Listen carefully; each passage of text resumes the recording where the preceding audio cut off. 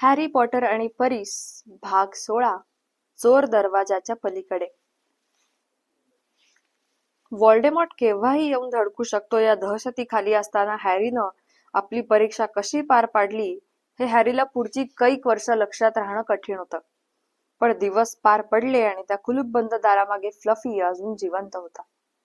ते परीक्षा देत असलेल्या दालनात भयंकर उकाडा होता. परीक्षेसाठी त्यांना नव्या पिसांच्या लेखण्या देण्यात आल्या होत्या. त्यांना फसवणुकीचा इशारा देण्यासाठी विशेष तऱ्हेनं मंत्रवण्यात आलं होतं.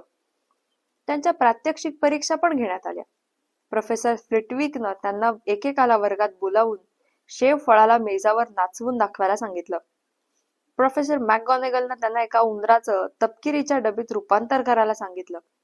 ती डबी जेवढी सुंदर सुबक असेल तेवढे गुण जास्त. मात्र त्या डबीला जर मिशा असल्या तर गुण कापले जाणार. स्नेपनं सर्वांनाच घाबरवून सोडलं होतं. ते विस्मरणावरील काढा तयार करत असता ते त्यांच्या अगदी जवळ मानगुटीवरच असत. हॅरीनं शक्य तितक्या चांगल्या तऱ्हेने परीक्षा दिली. त्यासाठी त्यानं त्याच्या निषिद्ध अरण्यात गेल्यापासून त्रास देत असलेल्या कपाळावरील तीव्र वेदनेकडेही दुर्लक्ष केलं होतं. हॅरीला झोप येत नसे तर नेव्हिलला वाटलं की तो परीक्षेच्या चिंतीत असावा. पण सत्य असं होतं की हॅरीला पुन्हा ती वाईट स्वप्न पडू लागली होती. आणि त्यातही सर्वात त्रासदायक म्हणजे आता त्याला ती तोंडातून रक्त ठिपकत असलेली बुरखाधारी आकृती पण दिसत असे. हॅरीनं अरण्यात जे काही बघितलं होतं ते त्यांनी न बघितल्यामुळे असेल किंवा त्यांच्या कपाळावर असा जळजळ करणारा व्रण नाही म्हणून असेल, पण रॉन व हर्मायनीला त्या परीक्षेसाठी एवढं काहीच वाटत नसे. व्होल्डेमॉर्टच्या कल्पनेनंच त्यांना नक्कीच धडकी भरत असे, पण तरी तो त्यांच्या स्वप्नात मात्र येत नव्हता. शिवाय ते आपल्या परीक्षेच्या पूर्वतयारीत एवढे गर्क झाले होते की स्नेप किंवा अन्य कोणीही काय करीत असावेत त्याविषयी चिंता किंवा विचार करायलाही त्यांना सवडच नव्हती. त्यांची शेवटची परीक्षा होती जादूचा इतिहास. आपसूक तळण करणारी कढई कोणत्या पुरातन जादूकारांनी शोधून काढली त्यावर एक पूर्ण तास प्रश्नोत्तर झाल्यावर त्यांना सुट्टी. एक पूर्ण मजेचा आठवडाभर परीक्षेचा निकाल लागेपर्यंत असणार होते. प्रोफेसर बीन्सच्या भूतानं जेव्हा त्यांना लेखण्या खाली ठेवायला आणि आपल्या भुर्जपत्रांच्या गुंडाळ्या करायला सांगितलं त्यावेळी इतर सगळ्यांबरोबर कल्लोळ केला अजून हॅरीला पण राहवलं नाही. माझ्या कल्पनेपेक्षा ते बरंच सोपं होतं. बाकी सगळ्यांबरोबर बाहेर मैदानावर जात असता हर्मायनी म्हणाली, मी 1637 नरभक्षक लांडग्यांची आचारसंहिता किंवा इगल एल्फ्रिकचं बंड याचा अभ्यास उगीच केला असं वाटतंय. हर्मायनीला आपल्या झालेल्या परीक्षांच्या पेपरची चर्चा करायला नेहमीच आवडत असे, पण रॉन म्हणे की त्यांना अगदी मळमळाला होतं, म्हणून ते तळ्याच्या काठापर्यंत गेले आणि एका झाडाखाली विसावले. विजली जुळे व जॉर्डन एका मोठ्या कोळ्याच्या जाळ्याशी खेळत होते. तो कोळी तिथे उन्हात उथळ पाण्यात विसावला होता. आता अभ्यास नाही, तू आता आनंदात राहू शकतोस हॅरी. आपण परीक्षेत किती गोंधळ केला हे कळायला अजून पूर्ण आठवडा आहे, त्याची आत्तापासून चिंता नको. रॉन आनंदानं म्हणाला आणि त्यानं गवतावर हातपाय ताणून दिले. हॅरी आपलं कपाळ चोळत होता. मला काय होतंय समजलं असतं तर. माझा हा व्रण सारखा त्रास देतोय. असं पूर्वी झालं होतं, पण इतकं वारंवार मात्र नाही. तो रागानं म्हणाला. मॅडम पॉम्फ्रीनं दाखव ना, हर्मायनीनं सुचवलं. मी काही आजारी नाहीये. मला वाटतं तो पुन्हा तापतोय, याचा अर्थ काहीतरी धोका संभवतोय, हॅरी म्हणाला. रॉनला अजूनही बरं वाटत नव्हतं. उकाडा चांगलाच होता. हॅरी जरा आराम कर. हर्मायनीनं बरोबरच म्हटलं की जोपर्यंत डंबलडोर इथे आहे तोपर्यंत तो परीस अगदी सुरक्षित आहे. शिवाय फ्लफीच्या पलीकडे जायचा मार्ग स्नेपला सापडलाच असेल हे तरी आपल्याला नक्की कुठे ठाऊक आहे. एका वेळी तर त्यानं त्याचा पाय जवळजवळ गमावलाच होता, म्हणून आता तो इतक्या घाईनं पुन्हा प्रयत्नही करणार नाही. आणि हॅग्रिडनं डंबलडोरचा विश्वासघात करणं म्हणजे नेव्हिलनं इंग्लंडच्या संघातून क्विडिचचा सामना खेळणं इतकंच शक्य आहे. हॅरीनं मान डोलावली, पण तरी त्याच्या डोक्यातून आपण काहीतरी अति महत्वाचं विसरल्याची भावना जात नव्हती. त्यानं जेव्हा ते सांगितलं तेव्हा हर्मायनी म्हणाली, हा सारा परीक्षेचाच परिणाम आहे. काल रात्री मला जाग आली आणि मी रूपांतरण विषयाचं अर्ध पुनर्वाचन केल्यावर माझ्या ध्यानात आलं की ही परीक्षा तर आधीच झाली आहे म्हणून. हॅरीला मात्र खात्री वाटत होती की या न थांबणाऱ्या भावनेचा त्या कामाशी काही संबंध नव्हता. तेवढा त्यानं वरील निळा आकाश पार करीत शाळेकडे जात असलेलं एक घुबड बघितलं. त्याच्या चोचीत एक पत्र होतं. त्याला फक्त हॅग्रीड पत्र पाठवित असे. हॅग्रीड डंबलडोरचा विश्वासघात कदापिही करणार नाही. फ्लफीला पार करून कसं जायचं हे हॅग्रीड कोणालाच सांगणार नाही. कधीच नाही. पण हॅरी एकदम उभा राहिला. तू कुठे निघालास? अर्धवट झोपेत रॉननं विचारलं. माझ्या मनात आत्ताच एक विचार आलाय. आपल्याला आत्ता लगेच जाऊन हॅग्रीडला भेटायला हवं. हॅरी म्हणाला. तो पांढरा पडला होता. पण का? त्याच्याबरोबर धावताच हर्मायनीनं हापत विचारलं. तुला हे जरा चमत्कारिक वाटतं का? हॅरी म्हणाला.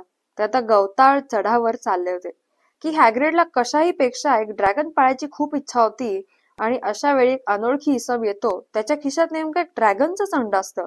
जर हे जादूगारांच्या कायद्याच्या विरुद्ध आहे तर हे असं ड्रॅगनचा अंडा आपल्या खिशात घेऊन किती जण भटकत असतील. आणि त्यांना हॅग्रीडच नेमका भेटतो हा देखील योगायोगी असं तुला वाटतं का? मला यापूर्वीच का नाही सुचलं? तू कशाबद्दल बोलतोयस? रॉननं विचारलं.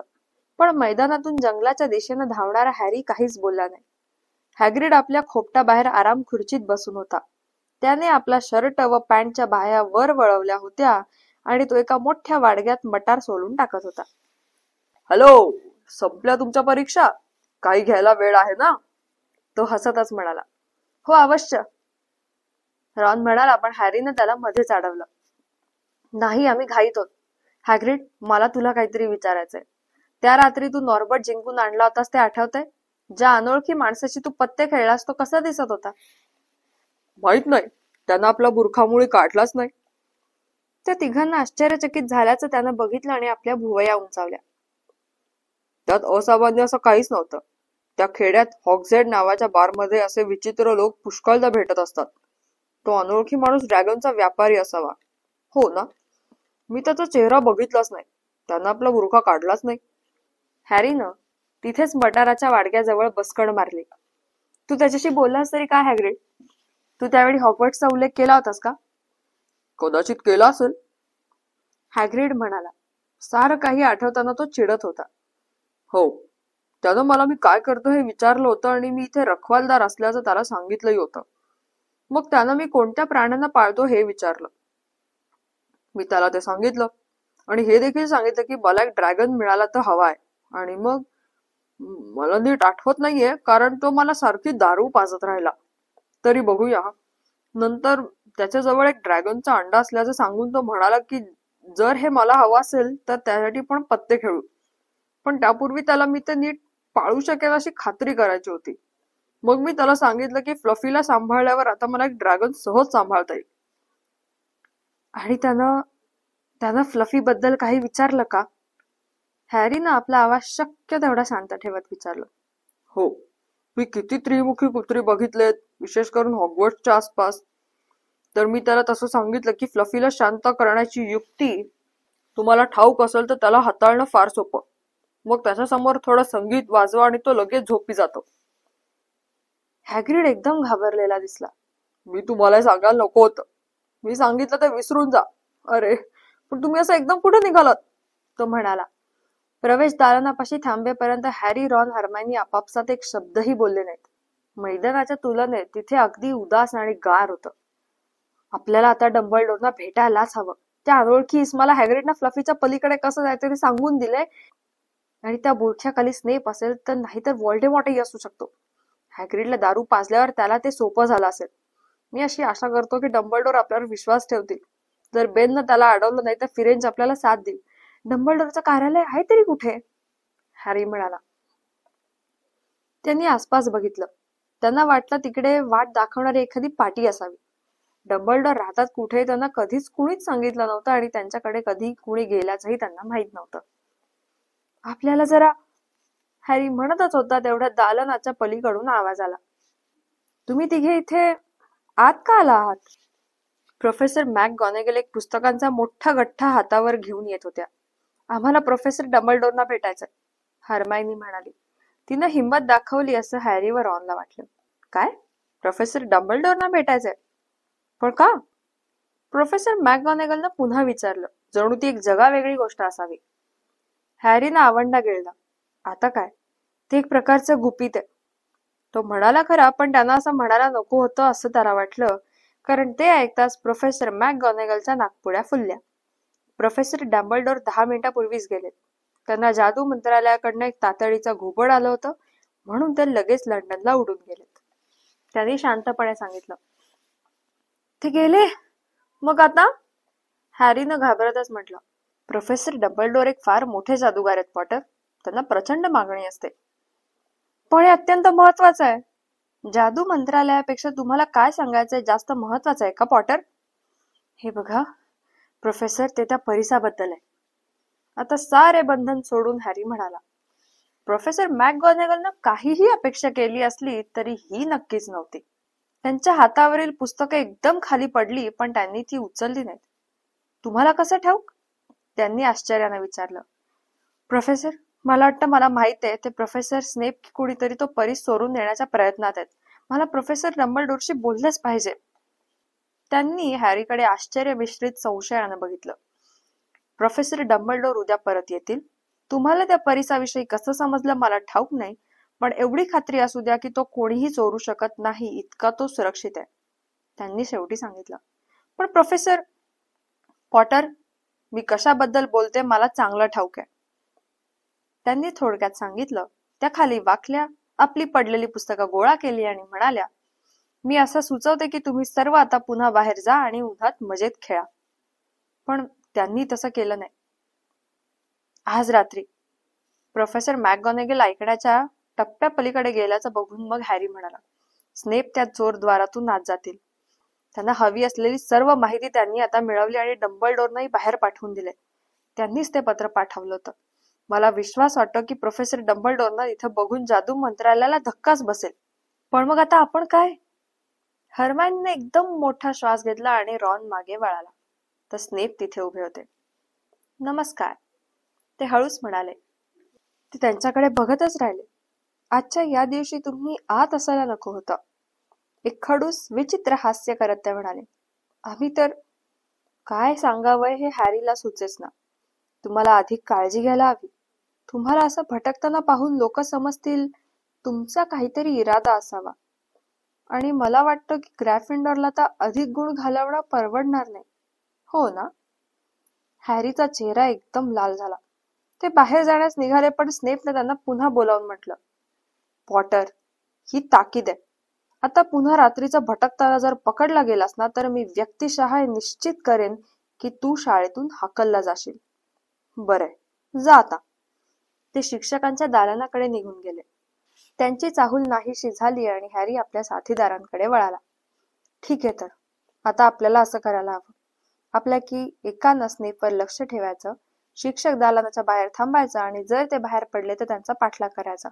हर्मायनी, तू हे काम चांगलं करू शकशील, तो हळू आवाजात म्हणाला.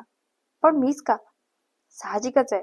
तू प्रोफेसर फ्लिटविकची वाट पाहत असल्याचं सोंग करू शकतेस ना, त्यानं मोठा आवाज करत म्हटलं. ओ प्रोफेसर फ्लिटविक, मला किती काळजी वाटते. मला वाटतं मी 14व्या प्रश्नात काहीतरी चूक केलीये. चुप रे, हर्मायनी म्हणाली, पण ती जाऊन प्रोफेसर स्नेपवर लक्ष ठेवायला तयार झाली. आणि आपण 3ऱ्या मजल्यावरील बोळाच्या बाहेर थांबून राहू, हॅरी रॉनला म्हणाला. चल. पण ती योजना सफल झाली नाही. फ्लफीला शाळेच्या अन्य भागापासून दूर ठेवणाऱ्या दारापर्यंत पोहोचलेच होते, तोच प्रोफेसर मॅकगॉनेगल तिथे पुन्हा उगवल्या आणि यावेळी मात्र त्यांचा संताप आवरत नव्हता. मला असं वाटतं तुमचा असा समज झाला असावा की तुम्ही जादूच्या मंत्रापेक्षाही अधिक शक्तिशाली आहात. आता हा मूर्खपणा पुष्कळ झाला. यापुढे जर का तुम्ही लोक या जागेच्या जवळपासही ऐकल्याचं मी ऐकलं तर मी ग्रॅफिंडॉरचे आणखीन 50 गुण वजा करेन. हो विजली, माझ्या स्वतःच्या वसतिगृहाचे, त्या ओरडल्या. हॅरी रॉन सामूहिक दालनाकडे पुन्हा परतले. हॅरी हे म्हणतच होता, निदान हर्मायनी तरी स्नेपच्या मागावर आहे. तेवढ्यात ती लठ्ठ महिलेची तसबीर हल्ली आणि हर्मायनी आत उतरली. मला वाईट वाटतं हॅरी. स्नेपनं बाहेर येताच मी काय करते म्हणून विचारलं. त्यावेळी मी प्रोफेसर फ्लिटविकची वाट बघते म्हणून सांगितलं आणि स्नेप त्यांना बोलवायला गेले. मग मी मात्र लगेच इकडे चालली आले. स्नेप कुठे गेले मला माहित नाही, तिनं रडवेल्या स्वरात म्हटलं. ठीक आहे, झालं ते झालं, हो ना? हॅरी म्हणाला. ते दोघं त्याच्याकडे बघत राहिले. तो फिका पडला होता, पण त्याचे डोळे चमकत होते. मी आज रात्री इथून बाहेर जाणार आहे. मी प्रयत्न करणार आहे आणि तो परीस आधीच हस्तगत करणार आहे. तू वेडा आहेस, रॉन म्हणाला. तू असं करू शकणार नाहीस. आणि मॅकगोनेगल व स्नेप काय म्हणाले त्यानंतर ते तुला काढून टाकतील, हर्मायनी म्हणाली. मग काय झालं? तुम्ही का समजून घेत नाहीये? जर स्नेप तो परीस हस्तगत गेला तर व्होल्डेमॉर्ट परत येईल. त्यानं एकदा ताबा मिळवला असता तो काय करणार तुम्ही ऐकलं नाही का? मग मला काढून टाकायला ते हॉगवर्ट्सच अस्तित्वात नसेल. तो सारं नष्ट करेल किंवा त्या जागी फक्त काळा जादू शिकवणारी शाळा सुरू करेल. गुण घालवणं आता मुळीच महत्वाचं नाहीये. तुम्हाला समजतंय ना? जर ग्रायफिंडॉरनं गृहचषक जिंकला असता तो तुम्हाला व तुमच्या कुटुंबियांना मोकळं राहू देईल का? मी जर तो परीस मिळवण्यापूर्वीच धरला गेलो ना तर मी पुन्हा डर्सलिनकडे जाईन आणि व्होल्डेमॉर्टला मला तिथे शोधून काढण्याची वाट बघत बसेल. मी कधी काळ्या जादूशी सहयोग करणार नाही, त्यामुळे माझा मृत्यू थोडा उशिरा घडेल एवढंच. मी त्या चोर दरवाजामधून आज रात्री जाईन आणि तुम्ही दोघे काहीही म्हणालात तरी मला थांबवू शकणार नाहीत. व्होल्डेमॉर्टिस माझ्या आईबाबांना ठार मारलं होतं, आठवतंय ना? हॅरी ओरडला. तो त्यांच्याकडे बघत होता. तुझं बरोबर आहे हॅरी, हर्मायनी अगदी हळूच म्हणाली.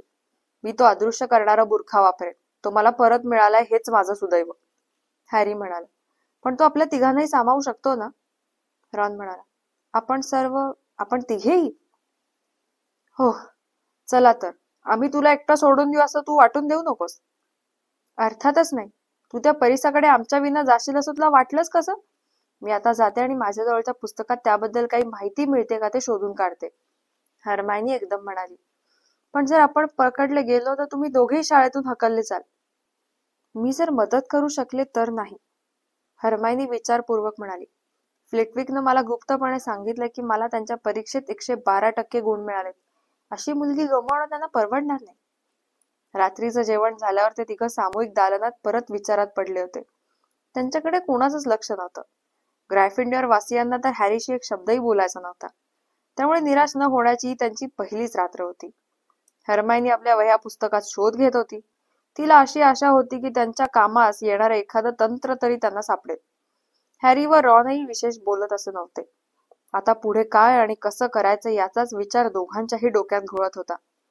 हळूहळू लोक झोपायला गेले आणि ते दालन रिकामं झालं. शेवटी ली जॉर्डन निघून जाताच रॉन म्हणाला, आता तो झगा घेऊन ये. त्याने हातपाय ताणले आणि जांभई दिली. हॅरी लगेच वर आपल्या वसतिगृहात धावत गेला. त्यानं झगा उचलला आणि त्याची दृष्टी एकदम हॅग्रिडनं नाताळची भेट म्हणून दिलेल्या बासरीवर पडली. फ्लफी समोर वाजवण्यासाठी म्हणून त्यानं ती आपल्या खिशात ठेवून घेतली. त्याला स्वतःला गायला विशेष आवडत नसे. तो धावतच पुन्हा सामूहिक दालनात परतला. आपण इथेच हा बुरखा पांघरून घेऊ, त्यात तिघेही सामावले जातोय ना याची खात्री करून घेऊ, कारण जर फिल्सने आपल्या कोणाचे फक्त पाय चापसूक चालताना बघितले तर. तुम्ही काय करत आहात? दालनाच्या दुसऱ्या कोपऱ्यातून एक आवाज उमटला. ट्रेव्हर नावाचं आपलं बेडूक धरून एका आराम खुर्चीच्या मागून नेव्हिल अचानक अवतरला. तो बेडूक पुन्हा पळून जाण्याच्या प्रयत्नात होता. काही नाही नेव्हिल, काहीच नाही, आपला जो झगा घाईघाईनं पाठीमागे लपवत हॅरी म्हणाला. नेव्हिल त्यांच्या अपराधी चेहऱ्यांकडे टक लावून बघत होता. तुम्ही पुन्हा बाहेर जात आहात, तो म्हणाला. नाही नाही नाही नेव्हिल, नाही, आम्ही नाही जात आहोत. तू झोपायला का जात नाहीस? हर्मायनी म्हणाली. हॅरीने दाराशीच असलेल्या आजोबांच्या काळातील घड्याळाकडे बघितलं. ते आता अधिक वेळ घालवू शकत नव्हते. कदाचित स्नेप आत्ताही फ्लफीला झोपवण्याच्या प्रयत्नात असतील. तुम्ही बाहेर जाऊ शकत नाही. तुम्ही पुन्हा पकडले जाल आणि ग्रायफिंडर पुन्हा अडचणीत सापडेल, नेव्हिल म्हणाला. तुला काहीच कळत नाहीये नेव्हिल, हे फार महत्वाचं आहे, हॅरी म्हणाला. पण नेव्हिल तर अधीर होऊन काहीही करण्याच्या तयारीत होता. मी तुम्हाला तसं करू देणार नाही. मी आता भांडेन, मी तुमच्याशी भांडेन, तो म्हणाला आणि त्या तसबिरीच्या पुढे जाऊन उभा राहण्यास धावला. नेव्हिल, त्या तिथून आधी दूर हो आणि मूर्खासारखं वागू नकोस, रॉन जोरात दरडावला. तुम्हाला मूर्ख म्हणालास? तुम्ही यापुढे नियम मोडावेत असं मला वाटत नाही. आणि तूच ना मला सांगितलं होतंस की आपण लोकांशी धिटाईनं सामना केला पाहिजे म्हणून, नेव्हिल म्हणाला. हो, पण आमच्याशी नाही, रॉननं अगदी निराशेने म्हटलं. तू काय करतोयस ते तुझं तुलाच कळत नाहीये. त्याने एक पाऊल पुढे टाकताच नेव्हिलच्या हातून तो बेडूक पुन्हा सुटला आणि उडी मारून दिसेनासा झाला. चलिये पुढे आणि मार मला, मी तयार आहे, नेव्हिलनं पुढे आपली मूठ उगारत म्हटलं. हॅरीनं हर्मायनीकडे बघितलं. काहीतरी कर ना, त्यानं अगदी निराशेनेच म्हटलं. हरमायनी पुढे झाली. नेव्हिल, मला खरंच अगदी मनापासनं वाईट वाटतंय, पण तिने आपली छडी वर केली. पेट्रिफिकस टोटॅलस, ती नेव्हिलकडे बघत म्हटली. नेव्हिलचे हात बाजूला आपटले, त्याचे पाय आपापसात जुळले, त्याचं शरीर ताठ झालं. तो होता तिथेच थोडा हलला आणि जमिनीवर एखाद्या फळ्यासारखा पालथा पडून स्थिर राहिला. हरमायनी त्याला सरळ करायला धावली. नेव्हिलची दातखिळ बसली होती आणि तो काहीच करू शकत नव्हता. त्याचे डोळेच फक्त तेवढे उघडे होते आणि तो घाबरून त्यांना बघत होता. तू त्याला काय केलंयस? हॅरीने हळूच विचारलं. हा संपूर्ण शरीरबंध मंत्र आहे, हरमायनी दुःखी होत म्हणाली. नेव्हिल, मला इतकं वाईट वाटतंय. आम्हाला हे करावंच लागलं आणि आता हे समजावायला सवड नाहीये, हॅरी म्हणाला. तुला मी नंतर सगळं सांगू नेव्हिल, रॉन म्हणाला. ते त्याला ओलांडून पुढे गेले आणि त्यांनी अदृश्य करणारा बुरखा पांघरून घेतला. पण नेव्हिलला तसं स्थिर अवस्थेत सोडून जाणं त्यांच्यासाठी शुभशकून ठरला. त्यांच्या त्या घाबरलेल्या अवस्थेत प्रत्येक पुतळ्याची सावली त्यांना फिल्स सारखी भासली. दुरून येणारा वाऱ्याचा आवाजही त्यांना पिवीस त्यांच्याच मागावर असल्यासारखा भासला. पहिल्याच दिनाच्या पायथ्याशी त्यांना मिसेस नॉरिस वर पाहत असलेली दिसली. ओ, आपण तिला एक लाथ हाणूया ना, एकदाच यावेळी, रॉन हॅरीच्या कानात म्हणाला. पण हॅरीनं मानेनच नाही म्हटलं. ते काळजीपूर्वक तिच्या बाजूने पुढे गेले तर मिसेस नॉरिसनं वळून त्यांच्यावर आपले डोळे रोखले, पण तिने काहीच केलं नाही. तिसऱ्या मजल्यावर पोहोचेपर्यंत त्यांना कोणीच भेटलं नाही. पिवीज अर्धवट लटकून खाली सतरंजी ढिली करत होता, म्हणजे त्यावरून जाणारे लोक अडखळून पडावेत. कोण आहे ते? त्यांच्याजवळ येताच तो म्हणाला. आपले दुष्ट काळे डोळे बारीक करत तो म्हणाला. मला जरी तुम्ही दिसत नसला तरी तुम्ही इथे आहात हे मला ठाऊक आहे. तुम्ही कोणी भूतपिशाच्या आहात की कोणी जिन्न जनावर आहात की इथलेच विद्यार्थी जनावर आहात? तर हवेत वर गेला, तरंगत राहिला आणि त्यांच्याकडे बारीक डोळ्यानं बघत होता. मी फिल्सला बोलवू का? इथे काहीतरी अदृश्य फिरतंय म्हणून. हॅरीला एकदम कल्पना सुचली. फिल्स, या बडी ब्लॅनरला असं अदृश्य फिरायला महत्वाचं कारण आहे, तो हळूच घोगऱ्या आवाजात म्हणाला. पिव्स धक्का बसून हवेतच कोसळला. त्यानं हवेत आपल्याला सावरलं आणि जिन्यापासून 1 फूट तरंगत राहिला. मी अत्यंत दिलगीर आहे ब्लडी बॅनर सर, माझंच चुकलं, माझंच चुकलं. मी आपल्याला बघितलंच नव्हतं. हो, बघितलंच नव्हतं. तुम्ही अदृश्य आहात ना. पिव्सला त्या या लहानच्या चुकीबद्दल क्षमा करा, पिव्स घाबरत म्हणाला. मला आज इथे काही काम आहे पिव्स, तू आज रात्रभर इकडे येऊ नकोस, हॅरीनं घोगऱ्या आवाजात पुन्हा म्हटलं. नक्कीच महाशय, अगदी नक्की, मी मुळीच इकडे फिरकणार नाही, पिव्स म्हणाला आणि पुन्हा वर हवेत गेला. आपलं काम सुखरूप पार पडेल अशी आशा आहे नवाबसाहेब, मी आपल्याला कष्ट देणार नाही, आणि तो तिथून निघून गेला. अप्रतिम हॅरी, रॉन हळूच म्हणाला. काही क्षणातच ते तिथे पोहोचले. ते तिथे होते खरे, 3ऱ्या मजल्यावरच्या बाहेरच्या बोळात, पण तिथलं दार तर अर्धवट आधीच उघडलं होतं. तर तू इथे आहेस, हॅरी हळूच म्हणाला. स्नेपनं आधीच फ्लफीला पार केलेलं दिसतंय. ते समोरचं दार आधीच उघडलेलं बघून तिघांच्याही मनात आता पुढे काय वाढून ठेवला असावा हा विचार आला. त्या जग्याच्या आत हॅरीनं त्या दोघांना वळून म्हटलं. तुम्हाला जर अजूनही परतावंसं वाटत असेल तर मी तुम्हाला दोष देणार नाही. तुम्ही हा बुरखा घेऊन जाऊ शकता, मला आता त्याची गरज नाही. बुरखासारखं बोलू नकोस, रॉन म्हणाला. आम्ही पण येतो, हरमायनी म्हणाली. हॅरीनं ते अर्धवट उघडलेलं दार पूर्ण उघडलं. दाराचा करकर आवाज आला आणि हळू आवाजातील गुरगुरवणं त्यांच्या कानावर पडलं. जरी त्याला ते दिसत नव्हते तरी कुत्र्याची 3 नाकं त्यांचाच वास घेत होती. ते त्याच्या पायाशी काय पडलंय? हरमायनी हळूच म्हणाली. काहीतरी वाद्य दिसतंय. स्नेप विसरला असेल ते वाजवणं संपताच तो जागा होईल. बरे, बघा आता, हॅरी म्हणाला. हॅरीनं हॅग्रिडनं दिलेली बासरी ओठावर ठेवून वाजवली. ते काही विशेष असं संगीत नव्हतं, पण तरी त्या कुत्र्याच्या डोळ्यावर झापड आली. हॅरीनं हळूहळू वाजवणं थांबवलं. कुत्र्याची गुरकुर कमी होत गेली. ते आपल्या पंजावर झुकला आणि जमिनीवर आडवा झाला आणि गाढ झोपी गेला. वाजवत राहा, हॅरीनं रॉनला बजावलं. ते झग्यातून बाहेर आले आणि दाराकडे सरकले. त्या कुत्र्याच्या प्रचंड डोक्यांजवळून जात असताना त्यांना त्याचा गरम श्वास चांगलाच जाणवला. मला वाटतं आपण ते दार खेचून उघडू शकतो, रॉन म्हणाला. कुत्र्याच्या वरून तो पलीकडे पाहत होता. तुला आधी जायचंय का हरमायनी? नाही, ठीक आहे. रॉननं आपले दात एकावर एक दाबले आणि कुत्र्याच्या पायांवरून काळजीपूर्वक पुढे गेला. तो वाकला, त्यानं दाराची कडी धरून ओढली व तो वर येऊन पूर्ण उघडलं. तुला काय दिसतंय? हर्मायनीनं उत्सुकतेनं म्हणलं. काहीच नाही, नुसता काळोख आहे. इथे खाली उतरायलाही वाट दिसत नाहीये. रॉन म्हणाला. खाली किती खोल आहे कोणास ठाऊक. ती बासरी हर्मायनी जवळ दे म्हणजे ती त्याला झोपवू शकेल. हॅरीने बासरी हर्मायनीला दिली. काही क्षणांच्या शांततेनंतर तो कुत्रा पुन्हा गुरकावला, हल्ला, पण हर्मायनीनं बासरी वाजवताच तो पुन्हा गाढ झोपी गेला. हॅरीने त्याला ओलांडला आणि तो त्या दारातून आत डोकावला. तिथला तळच दिसत नव्हता. त्यानं आपले हात वर अडकवून खाली लटकला.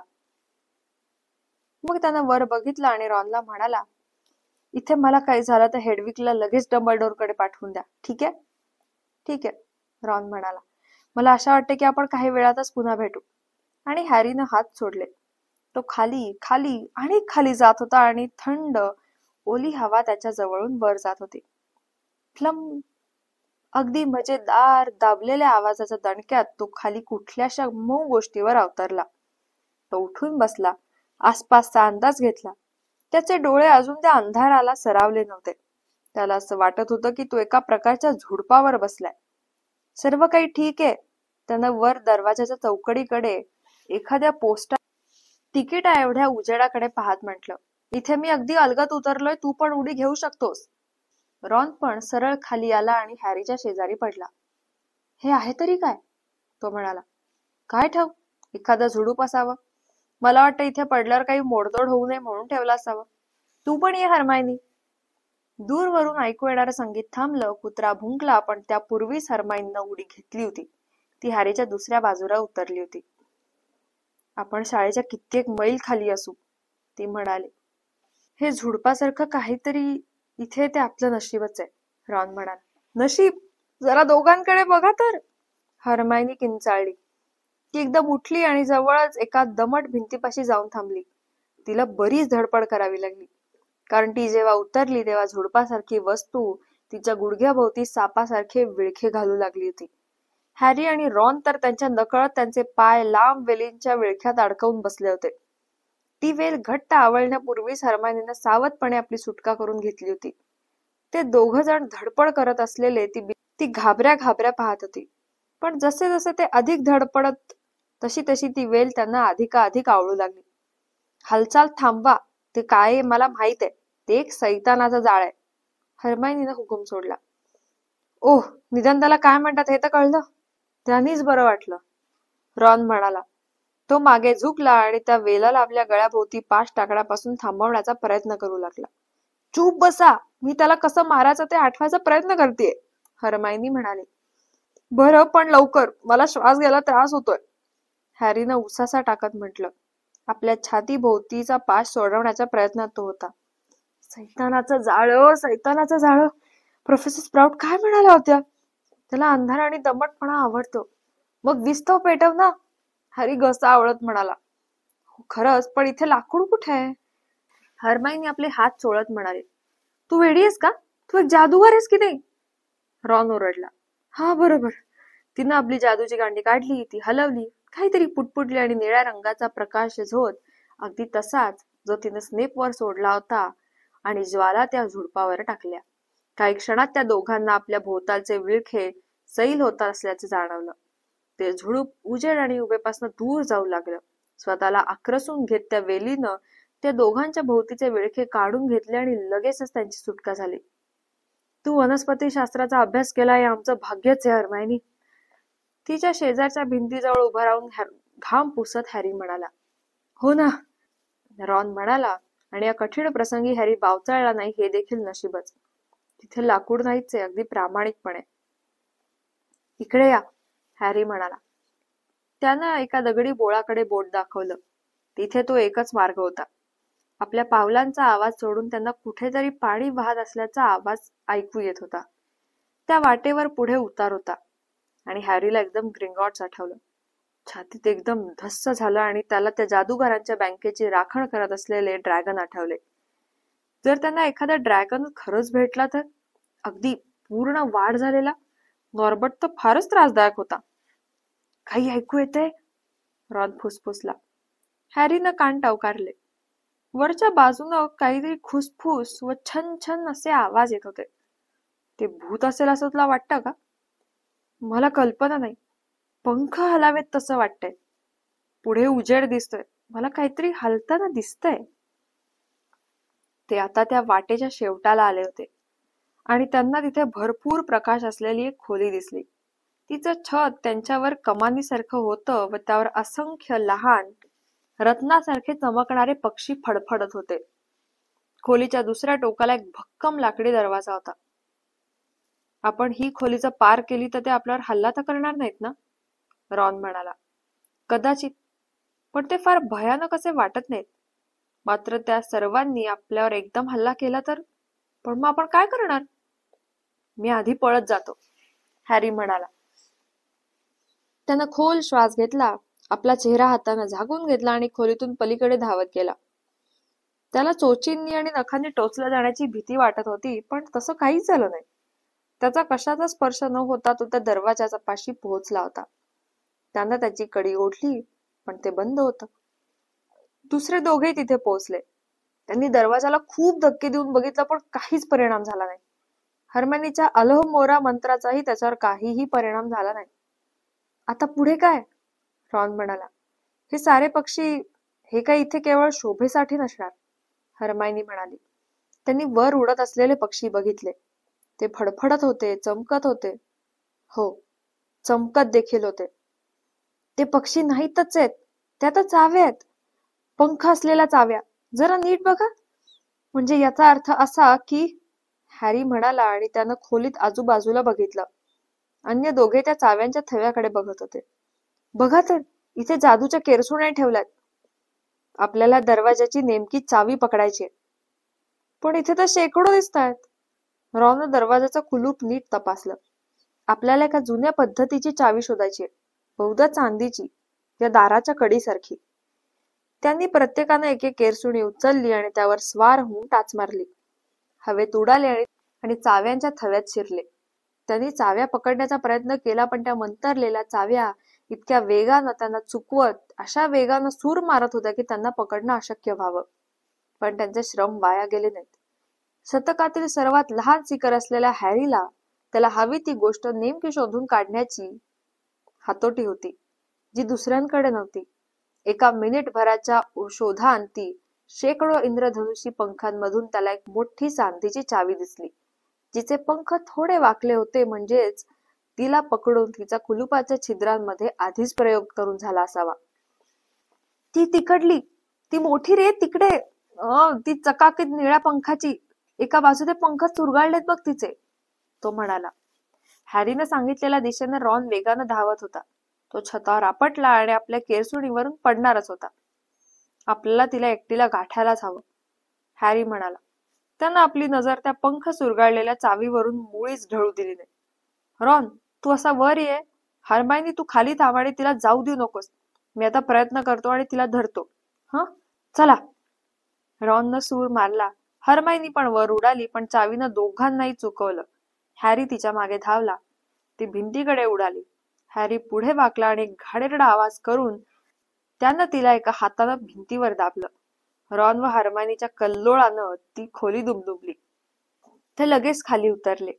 हॅरी दरवाजाकडे धावला. चावी त्याच्या हातातच सुटण्यासाठी धडपडत होती. त्यानं तिला कुलपात घुसवलं, फिरवलं आणि क्लिक, कुलूप उघडलं आणि ती चावी पुन्हा उडाली. 2 वेळा वापरून झाल्यानं तिची फार दुरावस्था झाली होती. तयार? हॅरीनं त्या दोघांना विचारलं. त्याचा हात दरवाजाच्या हँडलवर होता. त्यांनी मान हलवली आणि हॅरीनं दरवाजा उघडला. पुढच्या खोलीत तर एवढा काळोख होता की त्यांना काहीच दिसेना.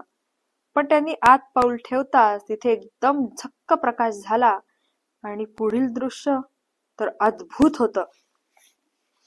ते एका प्रचंड बुद्धिबळपटाच्या एका काठावर उभे होते. पुढे काळ्या सोंगट्या होत्या. प्रत्येक सोंगटी त्यांच्यापेक्षाही उंच होती आणि काळ्या दगडातून कोरून तयार केलेल्या वाटत होत्या. त्यांच्या समोर पलीकडच्या बाजूला तशाच पांढऱ्या सोंगट्या होत्या. हॅरी, रॉन व हर्मायनी जरा घाबरलेच. त्या सोंगट्यांना चेहरेच नव्हते. आता काय करायचं? हॅरी म्हणाला. साहजिकच नाही का? खोलीतून पलीकडे जाण्यासाठी आपल्याला खेळावंच लागेल, रॉन म्हणाला. पलीकडे पांढऱ्या सोंगट्यांच्या मागे त्यांना दुसरा दरवाजा दिसत होता. आता पुढे कसं? हर्मायनीनं घाबरतच विचारलं. रॉन म्हणाला, मला वाटतं आपल्याला सोंगट्यांची जागा घेऊन या पटावर खेळावं लागेल. तो एका काळ्या घोड्याजवळ गेला आणि त्याला हात लावला. तो लगेच दगड जिवंत झाला. घोड्यानं टाप घासली आणि त्यावरील टोप घेतलेला स्वार रॉनकडे बघू लागला. पलीकडे जाण्यासाठी आम्हाला तुमच्या बरोबर यावं लागेल का? काळ्या घोड्यानं मान डोलावली. रॉननं आपल्या दोन्ही साथीदारांकडे पाहिलं. यासाठी विचार करावा लागेल, रॉन म्हणाला. मला वाटतं आपल्याला इथे 3 काळ्या सोंगट्यांची जागा घ्यावी लागेल. हॅरी व हर्मायनी चुप्प राहिले. ते रॉनकडे बघत होते. शेवटी रॉन म्हणाला, आता मी बोलतो त्याचं वाईट वाटून घेऊ नका, पण तुम्हा दोघांपैकी कुणीही बुद्धिबळ खेळण्यात एवढे पटाईत नाही आहात. फक्त काय करायचं तेवढं सांग. ठीक आहे, हॅरी तू त्या उंटाची जागा घे आणि हर्मायनी तू त्याच्या जवळच त्या हत्तीची जागा घे. मग तुझं काय? मी एक घोडा होणार आहे, रॉन म्हणाला. असं वाटलं की त्या नारदा त्यांचं बोलणं ऐकत असाव्यात, कारण एक घोडा, एक उंट आणि एक हत्ती पांढऱ्या नारदांकडे पाठ करून वळाले आणि पटावरून बाहेर झाले. त्यांनी रिकाम्या सोडलेल्या जागांवर रॉन, हॅरी आणि हर्मायनी जाऊन उभे राहिले. बुद्धिबळात पांढऱ्या सोंगट्यांची प्रथम चाल असते, रॉन म्हणाला आणि पटाकडे बघितलं. आणि एक पांढरं प्यादं 2 घरं पुढे सरकलं होतं. रॉननं काळ्या सोंगट्यांना आदेश द्यायला प्रारंभ केला. सोंगट्या आपल्या आपणच त्या जागी जात होत्या. हॅरीचे गुडघे थरकापत होते. जर ते हरले तर काय होईल? हॅरी, उजव्या बाजूला 4 घरं तिरकी. दुसरा घोडा मारला गेल्यावर त्यांना पहिला धक्का बसला. पांढऱ्या वजिरानं त्याला मारला, खाली पाडला आणि खेचून नेत पटावरून बाहेर टाकून दिला. तिथे तो शांतपणे उताना पडून राहिला. मी समजून उमजून असं होऊ दिलं, रॉन म्हणाला. तो थोडा विचलित झाला आता. त्यामुळे आता तू तो उंट मारू शकशील. हर्मायनी, चल पुढे. प्रत्येक वेळी त्यांची एखादी सोंगटी मारली जात होती. पांढऱ्या सोंगट्या काही दयामाया दाखवत नव्हत्या. लवकरच भिंतीपाशी काळ्या मेलेल्या नारदांची रास जमली. 2 वेळा तर रॉननं अगदी ऐनवेळी बघितलं की हॅरी व हर्मायनी अडचणीत होते. मग तो स्वतःच पटावर उड्या मारत पुढे गेला आणि जवळजवळ तेवढ्याच पांढऱ्या नारदा त्यानं मारल्या.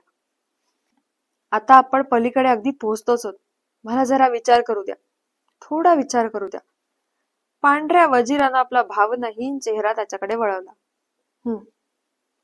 आता हा एकच मार्ग दिसतोय. मला मरावं लागेल, रॉन हळूच म्हणाला. नाही, हॅरी व हर्मायनी एकत्र एकदम ओरडले. हे बुद्धिबळ आहे. काही मिळवण्यासाठी काही द्यावं पण लागेलच ना. मी एक घर पुढे जाईन आणि वजीर मला मारेल. त्यानंतर तू राजाला शह देऊ शकतोस हॅरी. तुला स्नेपना थांबवायचं आहे की नाही? रॉन, बरं जर तू घाई केली नाहीस ना तर दगड आधीच ताबा घेऊन जायला. आता दुसरा मार्गच उरला नव्हता. तयार? रॉननं विचारलं. त्याचा चेहरा फिकट पण निश्चयी दिसत होता. मी हा चाललो. आणि हो, तुम्ही एकदा जिंकल्यानंतर मुळीच उशीर करू नका. तो पुढे गेला. पांढऱ्या वजिरानं त्याला मारलं. त्यानं आपल्या दगडी हातानं रॉनला डोक्यावर एवढ्या जोरानं हाणलं की तो जमिनीवर सपशेल आडवाच झाला. हर्मायनी किंचाळली, पण ती आपल्या चौकटीतच उभी राहिली. पांढऱ्या वजिरानं रॉनला खेचून एका बाजूला केला. तो बेशुद्ध झाल्यासारखा वाटत होता. थरथरत हॅरी डावीकडे 3 घरं पुढे सरकला. पांढऱ्या राजानं आपलं मुकुट काढून हॅरीच्या चरणांवर ठेवलं. त्यांची मात झाली होती. बुद्धिबळाच्या साऱ्या सोंगट्या आता आपल्या माना झुकवून बाजूला झाल्या. पुढे जाण्याचा मार्ग मोकळा झाला होता. रॉनकडे एकदा निराश होऊन बघत हॅरी व हर्मायनी धावतच दारातून पुढे एका बोळात आले. तो जर तर काय होईल? त्याला काहीही होणार नाही. तुला काय वाटतं आता पुढे काय होईल? हॅरीनं स्वतःलाच विश्वास देत म्हटलं. आपण स्प्राउटवर मात केली म्हणजे सैतानाचं जाळं. फ्लिटविकनं त्या चाव्यांवर जादू केली असावी. मॅकगॉनेगलनं बुद्धिबळांच्या सोंगट्यांचं जिवंत करण्यासाठी त्यांचं रूप बदललं असावं. आता फक्त क्विरलची जादू तेवढी राहते आणि स्नेपची. ते पुढल्या दारापर्यंत आले होते. ठीक आहे, हॅरी म्हणाला. चल पुढे. हॅरीनं दार उघडलं. एक अत्यंत घाणेरडा वास त्यांच्या नाकात शिरला. त्यांना आपले अंगरखे नाकावर ओढावे लागले. किलकिल्या डोळ्यांनी बघितलं तर त्यांच्या समोर जमिनीवर त्यांनी पूर्वी सामना केला होता त्याहूनही अधिक मोठा दैत्य पडला होता. त्याच्या डोक्यावरील टेंगुळातून रक्त भरलं होतं. याच्याशी आपल्याला लढावं लागणार नाही याचाच मला आनंद वाटतोय, हॅरी म्हणाला आणि त्याच्या विशालकाय पायावरून पलीकडे जाऊन पाऊल टाकलं. चल लवकर, मला तर श्वास घेणंही कठीण झालंय. त्यांना पुढलं दार उघडलं. पुढे जाऊन बघण्याचं तर त्यांना दोघांनाही धाडस होत नव्हतं, पण तिथे काही भीतीदायक असं नव्हतं. फक्त एक मेज आणि त्यावर एका रांगेत 7 वेगवेगळ्या आकाराच्या बाटल्या होत्या. स्नेपची जादू. आता आपण काय करायचं, हॅरी म्हणाला. त्यांनी उंबरठा ओलांडताच त्यांच्या पलीकडील दारासमोर एक आग पेटली. ती आग साधारण नसून जांभळ्या रंगाची होती आणि त्याच वेळी समोरच्या दारातून काळ्या ज्वाळा उठल्या. ते दोघं आता चांगलेच अडकले होते. बघ तर, हरमायनीनं बाटल्यांजवळ ठेवलेलं कागदांचं भेंडोळं उचललं. तिच्या खांद्यावरून पुढे वाकून हॅरी वाचत होता. संकट तुमच्या समोर आहे, मागे आहे सुरक्षितता. जर तुम्ही शोधू शकाल तर आमच्यापैकी दोघी करतील तुमची सहायता. आम्हा 7 एक दाखवेल पुढचा मार्ग, दुसरी मात्र पिणाऱ्याला मागे नेईल. फक्त 2 मध्येच आहे नेटलवाईन, तर 3 मध्ये आहे छुपा मृत्यू. जर इथेच निरंतर राहायचं नसेल तर निवड करा. त्यासाठी आम्ही आहोतच. तुम्हाला देत आहोत 4 सुगावे. प्रथम असा की विष किती जरी लपलं तरी जागा त्याची नेटलवाईनची डावी. दुसरा हा की टोकाच्या बाटल्या आहेत वेगळ्या, पण तुमच्या प्रगतीच्या त्याच मार्गदर्शका नाहीयेत. तिसरा असा, तुम्ही बघताच आहात, आकार सारे निराळे. सर्वात धाकटी वा सर्वात मोठी असेल पण त्यात मृत्यू मात्र नाही. चौथा हा की डावी उजवीकडून दुसरी चव त्यांची एकच असे, जरी प्रथम दर्शनी वेगळ्या भासत असे. हरमायनीने एक मोठा उसासा सोडला आणि हॅरी आश्चर्य वाटून बघत राहिला. किती खरं म्हणजे हसत होती. तिला मुळीच तसं वाटत नव्हतं. सुंदर. हा जादू नव्हे, हा तर तर्क आहे, एक कोड आहे. बहुतांश महान जादूगारांकडे तर्काचा अंशही नसतो. ते जर इथे आले तर नेहमीसाठीच अडकून राहतील, हरमायनी म्हणाली. पण आपलंही तसंच होईल नाही का? अर्थातच नाही. आपल्याला जे काही आवश्यक ते सारं काही या कागदावर लिहिलंय. 7 बाटल्या, 3 मध्ये विष, 2 दारू, एक आपल्याला या काळ्या आगीतून सुखरूप नेईल आणि एक तांबड्या आगीतून पुन्हा मागे. पण कोणत्या बाटलीतून घ्यायचंय कसं कळणार? मला फक्त 1 मिनिट दे. हरमायनीनं तो कागद पुन्हा वाचला. मग तिनं त्या बाटल्यांसमोरून 4-5 फेऱ्या मारल्या. स्वतःची काहीतरी पुटपुटली आणि त्या बाटल्यांकडे बोट दाखवत राहिली आणि शेवटी तिनं टाळी वाजवली. समजलं. यातील सर्वात लहान बाटली आपल्याला काळ्या आगीतून सुखरूप पार नेईल, त्या परिसाजवळ. हॅरीनं त्या बारक्या बाटलीकडे बघितलं. त्यात तर फक्त एकापुरतंच द्रव्य आहे. ते घोटभर पण नाहीये, तो म्हणाला. त्यांनी एकमेकांकडे बघितलं. तांबड्या आगीतून परत नेणारी बाटली कुठली? हरमायनीनं उजव्या कोपऱ्यावर असलेली गोल बाटली दाखवली. तू ती पिऊन टाक. नाही, माझं ऐक. तू परत जा आणि रॉनला घेऊन जा. उडत्या चाव्यांच्या खोलीतून 2 जादूच्या केरसुण्या घ्या. त्यांनी तुम्हाला चोर दरवाजातून आणि फ्लफीच्या कचाट्यातून पलीकडे जाता येईल. तिथून सरळ घुबडवासात जा. हेडविकला डंबलडोरकडे पाठवा. आपल्याला हे हवेत. मी स्नेपना थोडा वेळ थोपवू शकेन, पण तशी मी त्यांची बरोबरी नाही करू शकणार, खरोखर, हॅरी म्हणाला. पण हॅरी, जर त्यांच्याबरोबर तुला ठाऊके कोण तो पण असेल तर? हो, पण एक वेळ मला नशिबानं साथ दिली, हो ना, हॅरी म्हणाला आणि त्यानं आपल्या कपाळावरील बोटाकडे बोट दाखवलं. मला पुन्हा एकदा नशीब साथ देऊ शकेल. हरमायनीचे ओठ थरथरले. ती एकदम हॅरीकडे धावली आणि त्याच्या भोवती आपले हात टाकले. हरमायनी, हॅरी, तू एक महान जादूगार आहेस, तुला ठाऊक आहे ना? पण मी तुझ्या इतका चांगला नाहीये, हॅरी म्हणाला. हरमायनीनं लाजतच त्याला सोडलं. हरमायनीनं त्याला सोडलं तेव्हा तो लाजत होता. मी पुस्तक आणि चतुराई, पण त्याहूनही काही अधिक महत्वाच्या गोष्टी आहेत. मैत्री आणि साहस. आणि ओ हॅरी, तुझी काळजी घे, हरमायनी म्हणाली. तू आधी पी आणि तुला नक्की कशात काय चांगलंच ठाऊक आहे, हो ना, हॅरी म्हणाला. नक्कीच. तिनं शेवटाला असलेल्या गोल बाटलीतून द्रव्य घेतला आणि ती हादरली. हे विष तर नाहीये ना? नाही, पण ते अगदी बर्फासारखं आहे. लवकर जा, त्याचा परिणाम विरायच्या आधी. शुभेच्छा, काळजी घे. जा. हरमायनी वळली आणि तांबड्या ज्वाळांतून सरळ चालती गेली. हॅरीनं दीर्घ श्वास घेतला, सर्वात बारकी बाटली उचलली, काळ्या ज्वाळांकडे तोड केलं. हा मी आलोच, तो म्हणाला आणि एका घोटात ती बाटली रिकामी केली. त्यालाही आपल्या शरीरात बर्फ जात असल्यासारखं वाटलं. त्यानं ती बाटली ठेवली आणि पुढे निघाला. त्यानं स्वतःला सावरलं. काळ्या ज्वाळा आपल्या शरीराला स्पर्श करताना बघितल्या, पण त्याला काहीच जाणीव झाली नाही. एक क्षणभर त्याला काहीच दिसेना, फक्त काळी आग. मग तो पलीकडे आला, शेवटच्या दालनात. तिथं आधीच कोणीतरी होतं, पण ते स्नेप नव्हते, तो व्होल्डेमॉर्टही नव्हता. मग